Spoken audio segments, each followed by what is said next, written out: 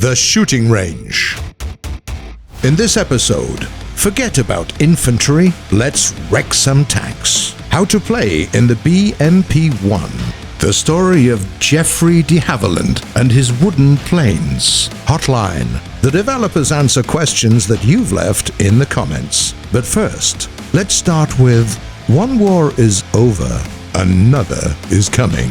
What tanks were supposed to beat the Soviet aggression?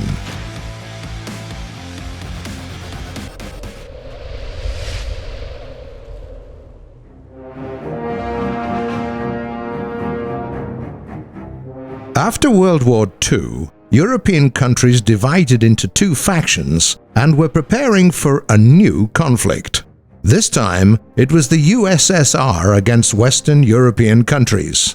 Soviet war theoretics suggested that the war would start with the nuclear bombardment of enemy territories, and then there would be a tank rush of the T-54s and T-62s through Poland and into France. With that in mind, German and French tank specialists decided that heavily protected tanks would be of no use, since even the thickest armor couldn't save the tank from the new enemy weapons, not to mention the nuclear strikes. Instead, they recommended losing the armor and increasing speed and gun power. Light and deadly tanks were supposed quickly to get to the spot and destroy the groups of T-54s before anybody could see them. So, in the mid-1950s, Germany and France began a collaborative development of the new main battle tanks using this concept. These new machines had to meet the new specifications: 30 tons of weight, engine capacity of 900 horsepower, a top speed of 65 kilometers per hour, and a 105mm gun. The tank was named Standardpanzer, a standard European tank. The Germans created three design teams, A, B, and C, each developing its own project. The fourth design team was working in France. The idea was to test all the projects and launch production for the best one. Team C created a very unusual tank. Its caterpillars were dismountable. Without them, 4 of 5 wheel pairs were leading. The hydraulic suspension allowed a change in the clearance and a lowering of the tank until the hull almost touched the earth. The power plant consisted of 4 engines with a total capacity of 1,500 horsepower with an additional 2 backup engines. There was also a very compact stabilized turret hosting a rigged gun with an autoloader. Unfortunately, this project was too advanced and the prototype wasn't built in time for the tests. But the more traditional options from Teams A and B were quite ready without delay. The Team A tank was developed by engineers from Porsche. It existed in 2 variants, one with a 90mm and the other with a 105mm gun. They had 7 road wheels on each side and torsion suspension. Team B was working under the supervision of the Ruhrstahl concern. It had 6 road wheels per side and 2 variants of suspension, hydropneumatic and one using plate springs. The French project was all the way different from the German ones. It was smaller and lighter and had only 5 road wheels per side. Contrarily, it had a longer gun barrel. After the tests, the French decided to go it alone and launch production of their project as the AMX-30 tank. As for the Germans, they picked the best project from Team A and launched its production under the name Leopard. Now that's quite symbolic, as the Porsche concern was the one to start the tradition of giving animal names to armored vehicles.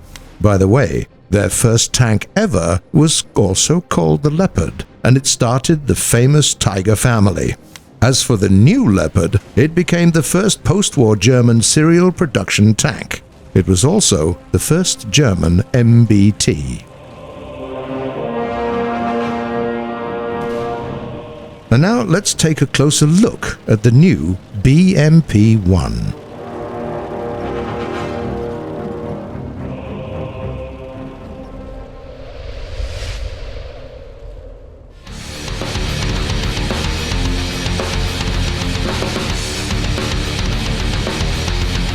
One of the heralds of the modern era in Update 1.71 is the famous BMP-1 infantry fighting vehicle.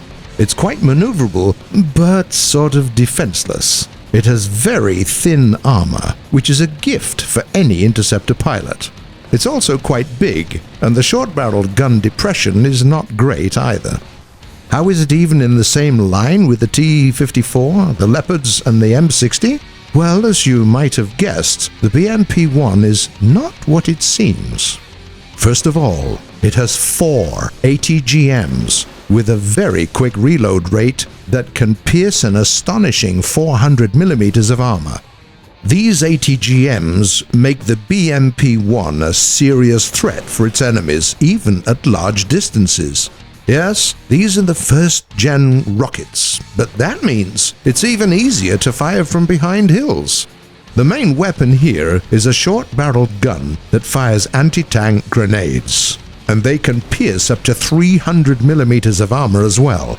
Even the top machines of Tier 5 and 6 can't survive those. But keep in mind that the ballistics here are a bit tricky. The projectiles fly with a high-angle trajectory, so you need to practice long-range fire. On the other hand, you can bombard your enemies even if they're hiding behind a hill or some other obstacle. A bit more advice on how to play this machine. Try not to play at the front line. You won't always be able to penetrate your enemy's frontal armor, and you definitely won't appreciate meeting a random anti-aircraft gun. Your place is in the flanks, where you can support your teammates and keep clear of the main battle. Use your speed to be the first at a dominating position, but don't rush to capture a point. Wait for the enemy to show up and make a mistake. Don't use the ATGMs in close combat. The aim there is a bit elevated by default, so there's a big chance you'll miss a close target. Aim to kill. The grenades haven't got a lot of explosive inside, and you might not survive any enemy return fire. And now let's go to Great Britain and look at the work of a master of flying wood.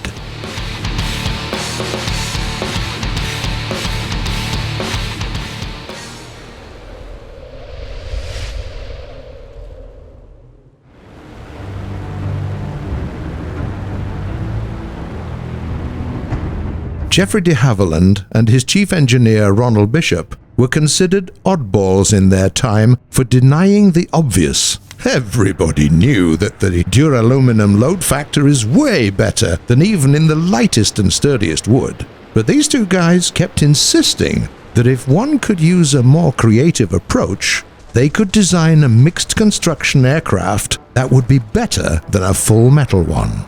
Nobody took them seriously until they presented to the Air Ministry an aircraft that was faster than both the Spitfire and the Messerschmitt Bf-109, the Mosquito, a wooden, two-engined aircraft created by a unique technology using a whole range of specially processed wood types. The aircraft became a huge star. It was used as a bomber, a nighttime fighter, and a scout, and gained a lot of love from the Allies and a lot of hatred from the Germans. But the two-seater Mosquito was designed more as a tactical bomber and not a fighter or a strike aircraft. And as it was at a time when RAF bombers were flying all the more deeply into occupied Europe, and the fight against Japan in the Pacific was about to begin as well, Great Britain needed a high-velocity multipurpose fighter, long-range, with two engines. The Americans had their P-38 Lightning that was an ideal manifestation of this concept, but the price was all too high, and the British government were already in great debt. They had no intention to pay for it, so they ordered the creation of an all-British fighter. Geoffrey de Havilland and Ronald Bishop started the development without any terms of reference, and decided to use the Mosquito concept as a base for the new fighter. Project DH-103 looked something like its predecessor, but really the engineers were creating a whole new aircraft. They designed a new, shorter fuselage with a one-seat cockpit and a bubble canopy. They reduced the wing span and area and gave it a laminar flow airfoil that resembled the one in the American P-51 Mustang. They considered many engines, just to return to the one that started it all, the newest and the most perfect model of the Rolls-Royce Merlin. At the time, it had a capacity over 2,000 horsepower, and finally, the counter-rotating propellers that compensated any torque reactions. Just like in the Lightning, the bomb hatches were switched with large fuel tanks. Now, the estimated flight range of the new fighter was about 2,600 miles. The aircraft was lighter and smaller than the Mosquito and reached speeds of 435 mph near the ground during the very first test flight. The Air Ministry was delighted, but had to at least pretend that they were working by the book. They announced the series of reference for the new fighter that were taken exactly from the parameters of the new one-seater Mosquito. They gave the all-British long-range fighter the name Hornet and launched its production as quickly as they could. The Hornet was a very promising air predator that arrived too late for the war. Germany capitulated in the spring of 1945, and Japan didn't linger as well, and they just couldn't get the Hornets to the front lines in time. The planes only got to participate in a couple of local Asian conflicts and then ended up serving in the Royal Air Force till the mid-50s. After that, all Hornet-type aircraft were scrapped to be switched with the jets. But in War Thunder, the Mosquito's little brother is now in the skies, and we don't recommend taking it on. It has 4 guns and a whole arsenal of rockets and bombs that are waiting for new victims.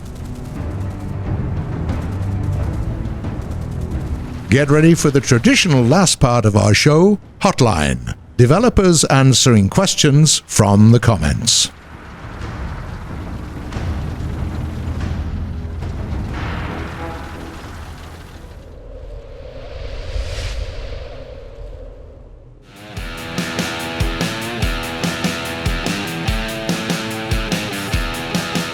The first question comes from Alex Bennett.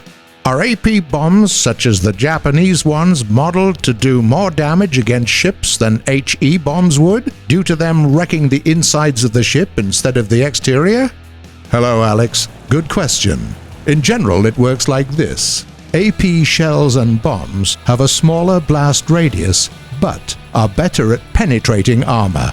Naturally, if you use them, it's significantly easier to get to the insides of armored naval targets. A player called G.E. Merck asks, how will rank 6 affect naval forces? In its present way, it doesn't really affect naval forces at all. As we mentioned before, tanks will meet ships in battle only and maybe during special events. And if you're asking about our plans for Rank 6 naval forces, it's just a bit early to tell. We have to figure out Rank 6 aviation first. Then there's a question from Hugo Troop. It's a pretty straightforward one. When will tank single missions be added? Hi mate, they're on our to-do list, but they're not a priority, so no ETA yet. We'll try to make them as awesome as possible though. And the last serious question comes from Extopia Gaming. If I kill a tank, can I have 5 million golden eagles? No. By the way, did you notice that this question sounds remarkably like a line from some amazing 1980s B action movie? That's it for today, but feel free to write your questions in the comments below. We do read them all, and you might see some of them answered in the next episode. If you like what we're doing, don't forget to subscribe to our channel. See you on the shooting range.